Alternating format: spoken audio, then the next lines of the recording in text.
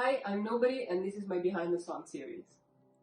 So Daydreamer was born in late 2019, early 2020, and I always wanted to write a song about outcasts because that's how I feel, but I think it's a strength as well, and so I wanted to value that because I know that other people might feel the same way. So I wanted the song to be dreamy, so to have a lot of images and to have a dreamy instrumental as well.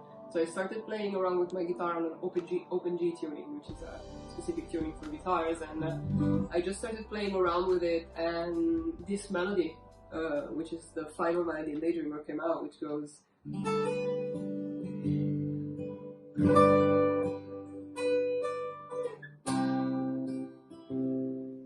So once I wrote that, I knew instantly that was a super strong melody that needed to be used. So I thought, that's it, that's the melody, we have the song. When it came to the lyrics, I took inspiration from the song Daydreaming by Radiohead.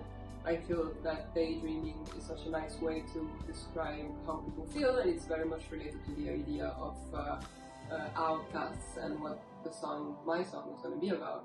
So I knew straight away that Daydreamer was going to be the title, and the very first verse I wrote, I remember it clearly, is looking for answers in a world of questions for all. I thought it was such a powerful way to express that, and it was supposed to be the chorus of the song, but then eventually I moved into the very last verse of the song because it's a nice way to end the song with such a powerful sentence. And in terms of the structure, I wanted it to be pretty straightforward because I didn't want people to be distracted and to really carefully listen to what I was singing about. And so it's just, two verses, chorus first, and two choruses, and then the final verse.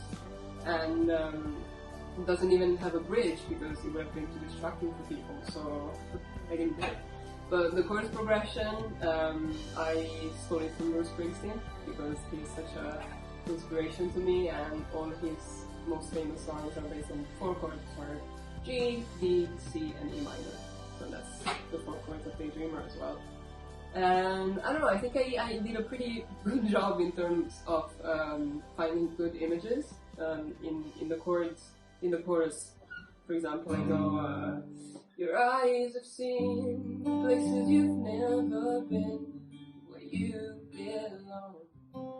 Which I think is a really nice way to describe how I felt at the time, and I still do sometimes.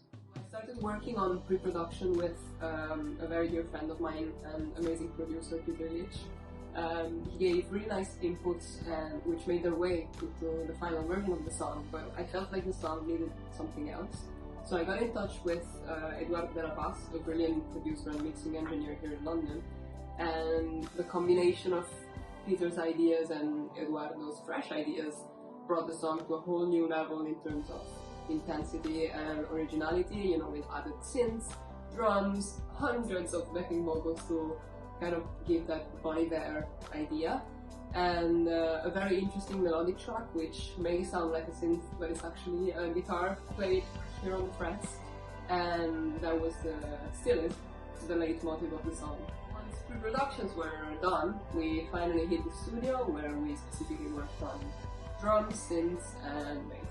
So the whole idea was to give more movement to the song. In fact, for example, the bass lines were recorded on really high notes, which is weird considering it's a bass, but they were nicely embracing the rest of the synths. So the whole concept behind the recording was to build the song layer after layer, so it sounded like an actual conversation with the listener, and with the song, exploding on the last chorus and then coming back dry on the very last verse, which is the one that goes, stay, dreamer, we found your way, and then the song kind of fades to an end.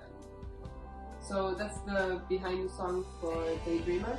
I hope you liked it, but most importantly, go and stream it, have a listen, and definitely get in touch to let me know what you think.